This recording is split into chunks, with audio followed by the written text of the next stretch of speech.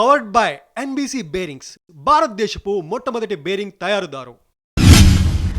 ఢిల్లీలోని తెలంగాణ భవన్లో తెలంగాణ ప్రజాపాలన దినోత్సవం ఘనంగా నిర్వహించారు. అమరవీరుల స్తూపానికి నివాళులర్పించి జాతీయ జెండా ఆవిష్కరించారు స్పెషల్ కమిషనర్ శశాంక్ గోయల్. ఖమ్మంలో కొత్తగా 24,000కు పైగా కుటుంబాలకు రేషన్ కార్డులు ఇచ్చామన్నారు డిప్యూటీ సీఎం భట్టి విక్రమార్క. జిల్లాలో నియోజకవర్గానికి 3,500 ఇందిరమ్మ ఇళ్ల చొప్పున 15,561 ఇళ్లు మంజూరు చేశామని వెల్లడించారు.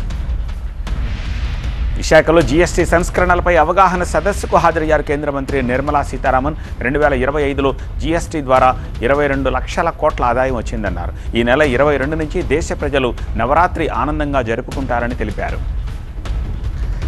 రేపల్లె ఆర్టీసీ డిపోను పరిశీలించారు ఆర్టీసీ ఎండీ ద్వారకా తిరుమలరావు. రాష్ట్ర వ్యాప్తంగా స్త్రీ శక్తి పథకం విజయవంతంగా అమలవుతోందన్నారు. రాష్ట్రంలోని అన్ని ఆర్టీసీ డిపోలకు మెరుగైన సౌకర్యాలు కల్పిస్తున్నామని తెలిపారు. నంద్యాల శివారులో ప్రేమ జంటపై దుండగులు దాడి చేశారు. యువతి మెడలో బంగారు గొలుసు లాక్కెళ్లారు దుండగులు. బాధితుల ఫిర్యాదుతో దుండగుల కోసం గాలిస్తున్నారు పోలీసులు. కేసుని సీరియస్గా తీసుకున్నారు ఎస్పీ సునీల్. కర్ణాటక విజయపుర జిల్లాలో దోపిడీ జరిగింది.